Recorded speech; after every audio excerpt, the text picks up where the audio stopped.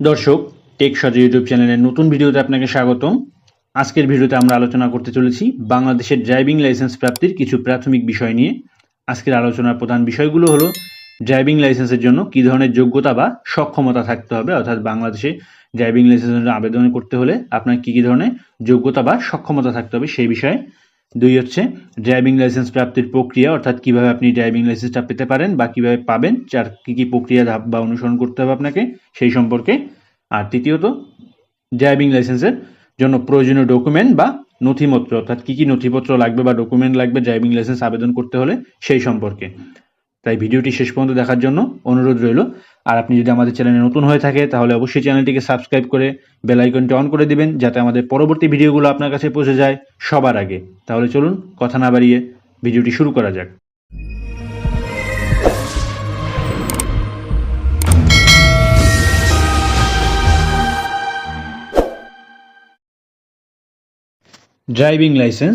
Driving লাইসেন্সের পূর্ব শর্ত হলো আপনাকে লার্নার বা শিক্ষানবিশ ড্রাইভিং লাইসেন্স কালেক্ট করতে হবে, অর্থাৎ এটা বিআরটিএ অফিস থেকে হোক বা বিআরটিএর ওয়েবসাইট থেকে হোক আবেদনের মাধ্যমে একটা লার্নার বা শিক্ষানবিশ ড্রাইভিং লাইসেন্স কালেক্ট করতে হবে, যেটা দিয়ে আপনি 2 মাস বা 2.5 মাস সময় দিবে তারা এটা কালেক্ট করার পরে, যে আপনি এই সময়কাল ধরে শিখতে পারবেন। শেখার জন্য একটা লাইসেন্স কালেক্ট করতে হবে।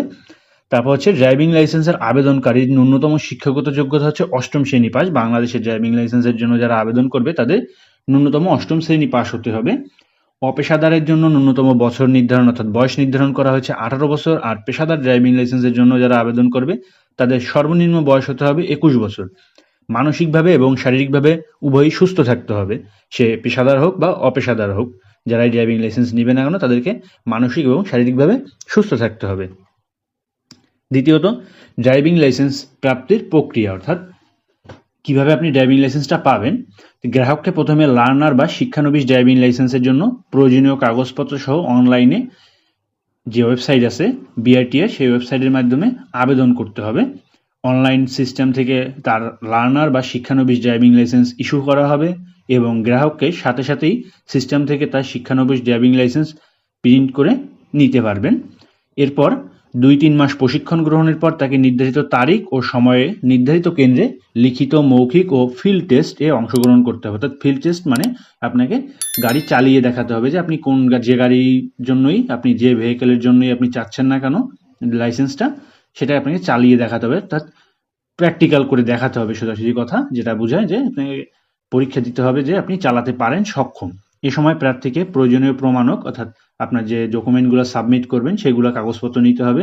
তার লার্নার বা শিক্ষানবিশ ড্রাইভিং লাইসেন্সের মূল কপি নিতে হবে, অর্থাৎ যে অনলাইন থেকে যে লার্নার বা শিক্ষানবিশ সার্টিফিকেটটা পাবেন, ড্রাইভিং লাইসেন্সটা পাবেন, ওটার মূল কপি সাথে নিতে হবে ও লিখিত পরীক্ষায় অংশগ্রহণের জন্য কলম সাথে নিতে হবে। এগুলো নিয়ে আপনার বিআরটিএ অফিসে যেতে হবে, তারা যে নির্ধারিত তারিখটা দিবে বা ডেটটা দিবে।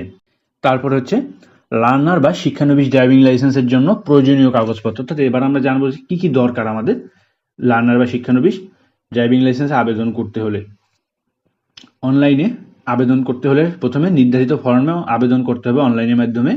দ্বিতীয়ত লাগবে আবেদন করার জন্য আবেদনকারীর ছবির সাইজ সর্বোচ্চ 150 কেবি হতে পারবে, অর্থাৎ ছবিটা এমনভাবেই সাইজ করতে হবে যেন সেটা 150 কেবি হয় এবং ছবিটা 300x300 পিক্সেলে হতে হবে। 3 নম্বরে যে ডকুমেন্টটা দরকার হবে সেটা হলো রেজিস্টার্ড ডাক্তার কর্তৃক মেডিকেল সার্টিফিকেট, সর্বোচ্চ সেটা 600 কেবি সাইজ হতে পারবে। তো স্ক্রিনে দেখতে পাচ্ছেন এরকম একটা মেডিকেল সার্টিফিকেট দেবে একজন রেজিস্টার্ড ডাক্তার আপনাকে, তার আইডি নাম্বার সহ, রেজিস্টার আইডি সহ এটা প্রত্যয়ন করে দিবে এই ফর্মে যে হ্যাঁ আপনার শারীরিকভাবে আপনি ফিট আছেন, আপনি ড্রাইভিংয়ের জন্য শারীরিকভাবে ফিট আছেন, এরকম একটা মেডিকেল সার্টিফিকেট প্রদান করবে। সেটার একটা কপি দিতে হবে, আপলোড করে দিতে হবে, সর্বোচ্চ 600 কেবি হতে হবে এটা। 4 নম্বরে জাতীয় পরিচয়পত্রের স্ক্যান কপি, অর্থাৎ আপনার যে এনআইডি কার্ডটা আছে তার উভয় পাশেই স্ক্যান কপি দিতে হবে। তারপরে যে সেটার সাইজও সর্বোচ্চ আপনি 600 কেবি করতে পারবেন, 600 কেবির ভিতরে রাখতে পারবেন। 5 নম্বরে যে জিনিসটা দরকার পড়বে ডকুমেন্টটা, সেটা হচ্ছে ইউটিলিটি বিলের স্ক্যান কপি। এটা সর্বোচ্চ সাইজ 600 কেবি হতে হবে বা 600 কেবি হতে পারবে। অর্থাৎ ইউটিলিটি বিল তাদেরই দিতে হবে, স্ক্যান কপি তাদের দিতে হবে যাদের যেসব আবেদনকারী বর্তমান ঠিকানা এবং জাতীয় পরিচয়পত্রের ঠিকানা ভিন্ন, অর্থাৎ যারা স্থায়ী ঠিকানা ছেড়ে বর্তমান ঠিকানায় বা কোনো কাজের তাগিদে বা কাজের সুবাদে অন্য কোথাও থাকছেন বা থাকা হচ্ছে, সেসব তাদেরকে কী করতে হবে, যে বর্তমানে যে স্থানে আসেন সেই স্থানে ইউটিলিটি বিলের একটা স্ক্যান কপি সাথে অ্যাড করে দিতে হবে। 6 নম্বরে দরকার বিদ্যমান ড্রাইভিং লাইসেন্সের স্ক্যান কপি, অর্থাৎ এটা যদি আপনার বর্তমানে আপনি রিনিউ করতে যাচ্ছেন, যে এই ড্রাইভিং লাইসেন্স আছে আপনার সেটাকে রিনিউ করতে যাচ্ছেন, অর্থাৎ ড্রাইভিং লাইসেন্স নবায়ন বা শ্রেণী পরিবর্তন, শ্রেণী সংযোজন, লাইসেন্সের ধরন এসবের ক্ষেত্রে এটা দরকার পড়বে, অন্যথায় এটার কোনো দরকার নেই। নির্ধারিত ফি অনলাইনে পরিশোধ করার পর আপনার আবেদন প্রক্রিয়া শেষ। আবেদন প্রক্রিয়া শেষ হওয়ার পরে আপনার বিআরটিএ সার্ভার থেকে এরকম একটা ড্রাইভিং লাইসেন্স অর্থাৎ লার্নার ড্রাইভিং লাইসেন্স দিবে, যেটা দিয়ে আপনি শিখতে পারবেন। যদি শিখতে যেয়ে কোথাও কোনো আইনি ঝামেলায় পড়েন, এটা দেখালে আপনার সেটা চলবে, এই শিখতে পারবেন। এরকম একটা ড্রাইভিং লাইসেন্স দিবে, লার্নার ড্রাইভিং লাইসেন্স।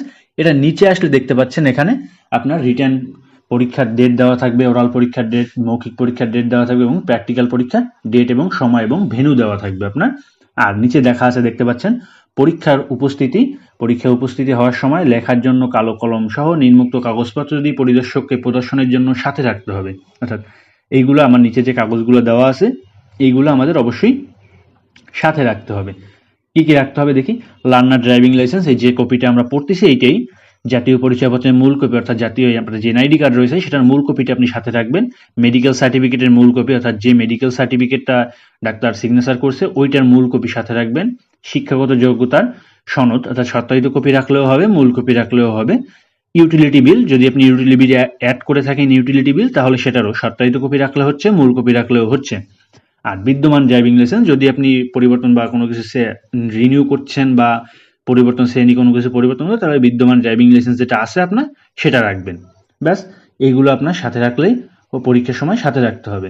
লিখিত, মৌখিক ও ফিল্ড টেস্ট পরীক্ষা উত্তীর্ণ হওয়ার পর পুনরায় একটি নির্ধারিত ফর্মে আপনাকে প্রয়োজনীয় কাগজপত্র ও ফি প্রদান করে স্মার্ট ড্রাইভিং লাইসেন্স এর জন্য সংশ্লিষ্ট সার্কেল অফিসে আবেদন করতে হবে। অর্থাৎ আপনাকে একটা প্লাস্টিক যে ড্রাইভিং লাইসেন্স কার্ডটা ওইটার জন্য লিখিত পরীক্ষা, মৌখিক পরীক্ষা এবং ফিল্ড টেস্টে পরীক্ষায় উত্তীর্ণ হওয়ার পর আপনাকে আবেদন করতে হবে।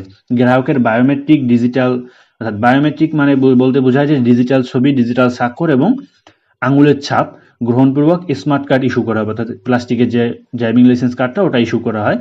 আর তখন আপনাকে অস্থায়ীভাবে একটা ড্রাইভিং লাইসেন্স কার্ড প্রদান করা হবে, যা দিয়ে আপনি সব জায়গায় চালাতে পারবেন, চলতে পারবেন। ওটা একটা নির্দিষ্ট মেয়াদ থাকবে, 6 মাস থাকুক, 1 বছর দিয়ে ওরা 4 মাস দিয়ে ওরা একটা নির্ধারিত করে একটা ডেট দিয়ে দেবে যে এই কয়দিন আপনি এইটা দিয়ে, এই ড্রাইভিং লাইসেন্স দিয়ে চালাতে পারবেন। তার ভিতরে আপনার স্মার্ট ড্রাইভিং লাইসেন্স কার্ডটা চলে আসবে। Smart driving licence card printing সম্পূর্ণ হলে গ্রাহককে SMS এর মাধ্যমে জানাই দিবে আপনাকে বিষয়টা, যে আপনার কার্ডটা প্রিন্টিং সম্পূর্ণ হয়ে গেছে। আপনি আপনার নিকটস্থ বিআরটিএ অফিস থেকে ড্রাইভিং লাইসেন্স কার্ডটা সংগ্রহ করে নিন।